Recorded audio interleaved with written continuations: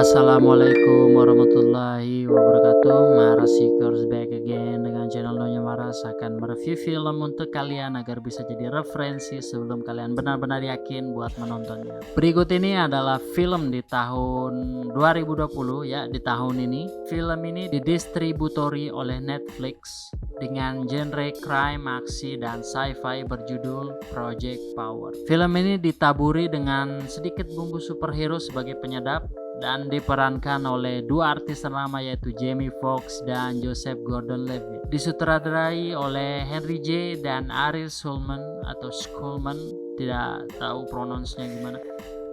Film dengan budget 8,1 juta dolar ini bisa dikatakan dana segitu, budget segitu, sepertinya ini bukan film box office yang main-main kan. Tapi untuk pendapatan kotornya saya belum mendapatkan referensinya, jadi kita langsung saja ke plot.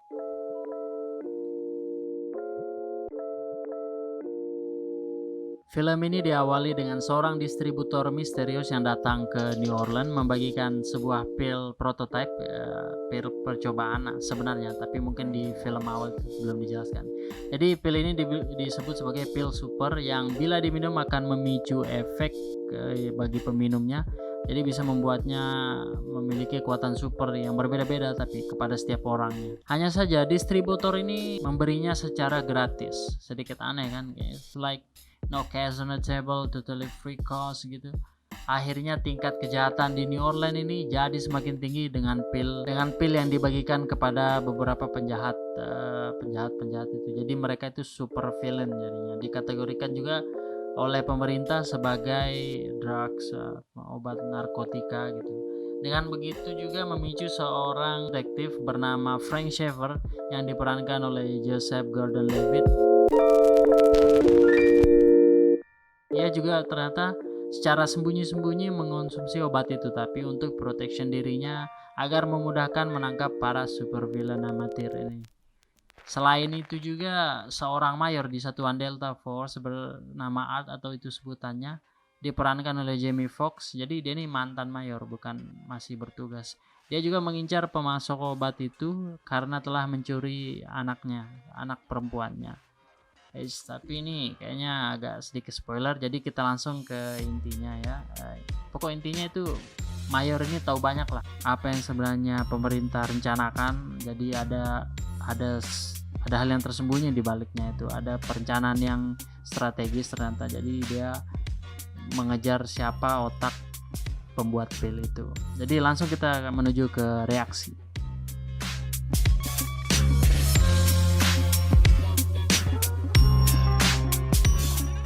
Jadi reaksi saya waktu nonton film ini terpukau banget dengan awal film yang diceritakan dengan cepat tapi jelas sekali. Jadi kita langsung gampang nangkep proses filmnya. Ditambah lagi visual effect-nya yang wow, this is new classic gitu. Walau beberapa detail kecil yang terlihat masih agak basic dan sedikit mainstream, tapi tetap aja banyak kejutannya di film ini, jalan cerita dan aksinya. Beberapa faktor pendukung juga sepertinya storyline-nya yang di awal ini kuat sekali karena acting juga yang memukau dari para pro player Jamie Foxx dan Joseph Gordon-Levitt buat film ini epic di intronya, di awal-awalnya. Dan juga agar film tidak terlalu membuat penonton bosan dengan aksi dan sci-fi serta visual effect-nya, film ini juga menampilkan kondisi sosial masyarakat yang sedang rumit ya, seperti apa yang memang terjadi sih di sekarang itunya. Tapi di sini juga ditambah bumbu di mana kriminal dan politik yang saling kompak menekan society masyarakat. Jadi ada juga beberapa kemiripan film ini dengan film Netflix yang lainnya. Dan yang paling mencolok sih adalah banyak tokoh yang dalam film ini kayak sedang mendapat keadaan sulit, harus memilih beberapa pilihan yang besar gitu, keputusan yang besar agar perbedaan yang baik bisa terjadi. Itu sih kesamaannya dari film Netflix yang lain. Kalian bisa cari referensinya juga di artikel banyak. Tapi juga nilai positif di film ini, dialog dalam film juga super sick. Bahkan bisa perbaiki scene yang nggak terlalu penting. hilang semua rasa bosan itu dengan dialog yang mantap. Ditambah vibes dan auranya dalam film dieksekusi dengan soundtrack yang pas banget. Walau alur ceritanya udah komplit dan gak ada kejutan, tapi tujuan yang kuat buat saya tetap lanjut nonton film ini. Dan saat sampai di akhir film, kejutan tetap muncul dengan pertahanan visual effect yang epic, walaupun entah kenapa jadi semakin lemah di storyline-nya. Jadi kita merasa kayak jadi agak kurang di situ, tapi it's fine. So guys, untuk film ini di situs IMDb dapat nilai 6.0. Makanya film kayak gini dapat 6.0. Padahal visual efeknya bagus, acting aktornya bagus, musik background masuk, latarnya juga bagus. Tapi makanya saya di situ merasa kurang tepat, karena film ini bagus banget dengan penampilan dan latar lokasinya.